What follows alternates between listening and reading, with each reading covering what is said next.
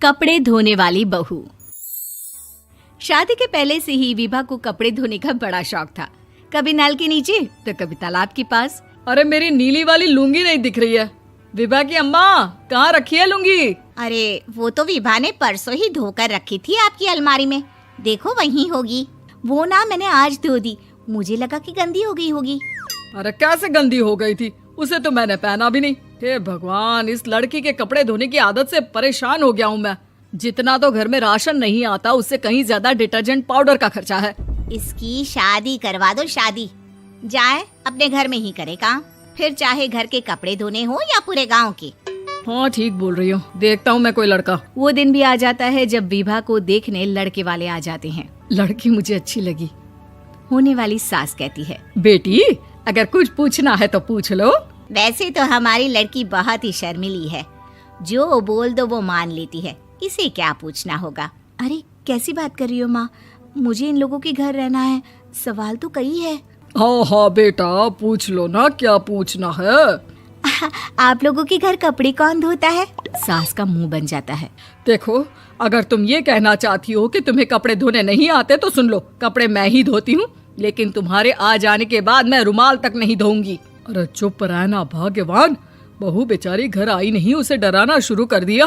वो क्या है ना बिटिया, अभी तक तो ये कल्लू की माँ ही धोती थी, लेकिन अब तुम्हारे पापा तो दहेज में वॉशिंग मशीन देंगे ही। तभी विभा की माँ बोल पड़ती है, सवाल भी पूछा तो क्या। वैसे भाई साहब, मशीन की तो फिर भी कपड़े धोने की कैपेसिटी होती है। मतलब जो बिटिया दे रहे हैं ना विभा, इसे कपड़े धोने का बहुत शौक है। ये आप लोगों के क्या, आस पड़ोस गांव मोहल्ले सबके कपड़े धो दे और उफ तक ना करे। बाहर देखा नहीं आपने कितने कपड़े सूख रहे हैं? सब हमारी बिटिया ने ही तो धोए हैं। बस भी करो ना माँ, शर्म आ रही इतनी तारीफ सुनकर।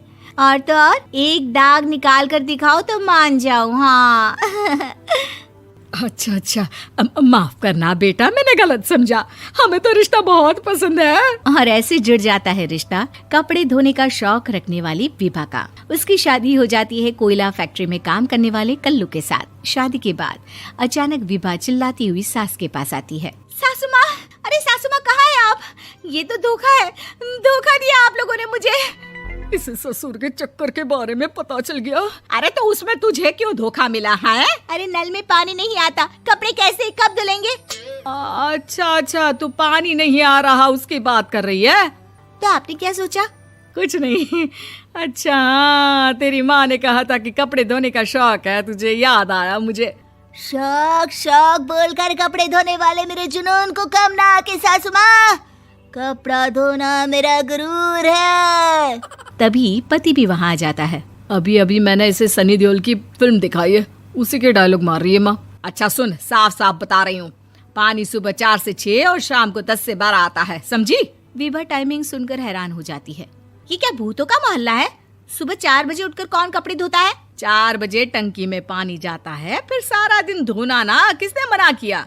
अरे कैसी बात कर रही हैं? 200 लीटर की टंकी में कितने कपड़े धो लूंगी मैं? सुबह ही उठ जाऊंगी मैं। अब क्या था, विभा सुबह 4 से लेकर रात के 12 बजे तक कपड़े ही धोती रहती। एक रोज सास पड़ोस से निकलकर कहीं जा रही होती है कि साथ वाली कहती है, हाँ कल्लू की माँ, जरा ये बताओ कि 2 साड़ी है, 2 ब्लाउज और एक पेटीकोट और एक नाड़े वाला लंबा कच्छा। हाँ तो? अरे तो क्या, कितना लोगी धुलाई ये बताओ। धोबन दिख रहे हैं हम क्या? हमारे पति सरकारी नौकरी से अभी रिटायर हुए हैं और बेटा सुपरवाइजर है कोयला फैक्ट्री में। धोबन समझ रखा है हमें? हाय रे कल्लू की अम्मा, माफ कर दो, वो तो मोहल्ले में यही सब बता रहे थे कि तुमने बहू को कपड़ा धुलवाने के काम में लगा दिया है। सास को पड़ोसन की बात सुनकर गुस्सा आ जाता है। वो घर पहुंचती है जहां घर के बाहर ही इतने सारे कपड़े सूख रहे होते हैं जितने कि किसी धोबन के घर पर। अरे ओ कल्लू की दुल्हन, बाहर निकल। माँ जी यहीं आ जाओ, बाथरूम में चादर धो रहे हैं हम। अरे अभी हम धोते हैं, तुमको बाहर निकलो। ये आस पड़ोस वाले बोल रहे हैं कि हम बहू से कपड़े धुलवा कर उसे कपड़ा धोने वाली बना दिए हैं। अरे छोड़ो ना माँ जी, किन लोगों की बातों में आती हो? आस पास के लोगों का तो काम ही होता है कि वो किसी तरह सास बहू को लड़ा दे। बहू सारे घर के कपड़े धोती है, ये क्या कम है? बोलिए।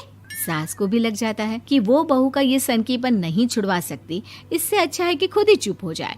एक रोज सास और बहू मंदिर जाते हैं, जहाँ सास की साड़ी वहाँ खड़ी भीख मांगने वाली से मिलती है। माँ जी क्या बात है, आपकी साड़ी उस भिखारन से कितनी मिल रही है ना? हाँ हाँ देखो तो, दोनों की साड़ी मिल रही है। क्या बात है कल्लू की अम्मा, तुम खुद को तो अफसर की बीवी बताती हो और ऐसी सिंपल सी प्लेन साड़ी पहनकर घूमती हो। सिंपल और प्लेन नहीं है ये साड़ी। तो क्या सोने के धागे से फूल बने हैं?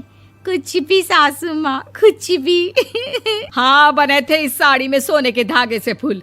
मेरे पति लेकर आए थे मद्रास से स्पेशली मेरे लिए 10,000 की। ताहे भाई साहब इस भिखारन के लिए भी सेम टू सेम साड़ी लेकर आए होंगे 10,000 की। सास उस वक्त तो कुछ नहीं कहती, लेकिन बहू के साथ घर आती है और अलमारी से एल्बम निकाल कर लाती है। ये साड़ी देख रही है, ये वही साड़ी है जिसे मैंने अभी पहना था। इस साड़ी में ये जो चमकदार फूल दिख रहे हैं ना, ये सोने के धागों से काटे गए हैं। लेकिन तू लोकल वॉशिंग मशीन ब्रश से घिस घिस कर सारे फूलों को निकाल कर साड़ी प्लेन कर दी। मुझे माफ कर दीजिए सासू माँ। और तो और, जब मैंने तुझे तेरी गलती के लिए कुछ नहीं कहा, लेकिन तूने तो सबके सामने मेरा मजाक ही बना दिया। क्यों? बहू को समझ में आ जाता है कि अब से उसका कपड़े धोना बंद।